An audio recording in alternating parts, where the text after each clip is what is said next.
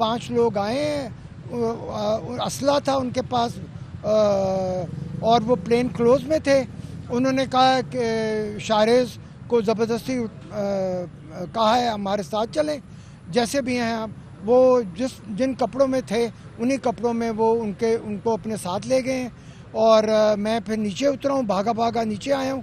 نیچے آ کے میں نے دیکھا ہے تو 2 گاڑیاں تھیں، پولیس کے ڈالے تھے، اور ایک کالے شیشوں والی کار تھی.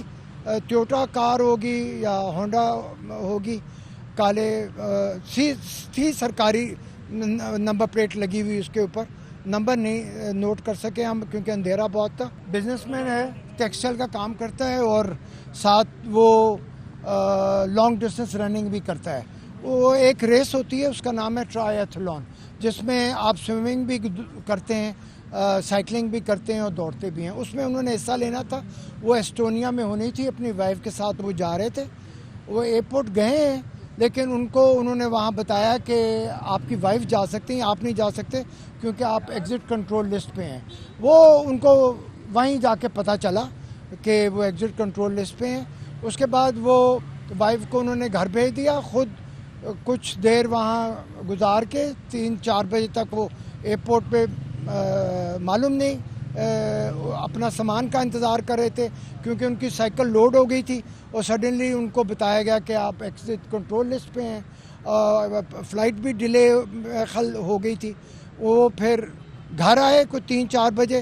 ہم نے کہا کہ رات کافی ان کی جاگتے رہے تھے وہ، تو ہم نے کہا کہ ہم جلدی کھانا کھائیں گے. ہم کھانا کھا رہے تھے، کوئی 6:30 بجے کے قریب ہم نے کھانا کھایا اور میں اپنے کمرے میں چلا گیا ہوں. اس کے تھوڑی دیر بعد ہی میری جو بہو ہیں وہ آئی ہیں بھاگی کمرے میں. انہوں نے کہا کہ اس طرح 5 لوگ آئے ہیں، اسلحہ تھا ان کے پاس اور وہ پلین کلوز میں تھے. انہوں نے کہا کہ شاہریز کو زبردستی کہا ہے ہمارے ساتھ چلیں جیسے بھی ہیں آپ. وہ جن کپڑوں میں تھے انہی کپڑوں میں وہ ان کو اپنے ساتھ لے گئے ہیں. اور میں پھر نیچے اترا ہوں، بھاگا نیچے آیا ہوں.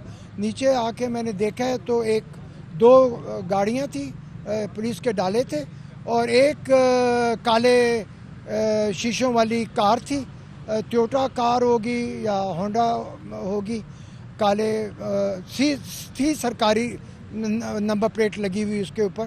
نمبر نہیں نوٹ کر سکے ہم کیونکہ اندھیرا بہت تھا، اور وہ زبردستی ان کو لے گئے.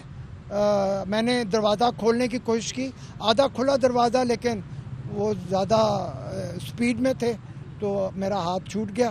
اس کے بعد جو ڈالے ہیں وہ دوسری طرف نکل گئے. ان سے پوچھا آپ کہاں سے آئے ہیں، آپ کے پاس کوئی وارنٹ ہے؟ میرے ہمزلف بھی یہاں تھے، عبدالعاظ صاحب جو عظمیٰ بی بی کے ہسبینڈ ہیں. انہوں نے ان کو یہاں گیٹ پہ روکنے کی کوشش کری کیونکہ وہ اپنی مغرب کی نماز پڑھنے کے بعد مسجد سے آئے تھے. تو انہوں نے کہا کہ ان کو بھی اندر ڈال دو. تو وہ پھر اندر گئے، ان کو انہوں نے روک دیا باہر. خود وہ کچن کے راستے سے اندر چلے گئے گھر میں، اور اوپر جا کے انہوں نے شاہریز صاحب کو اغوا کر کے لے گئے.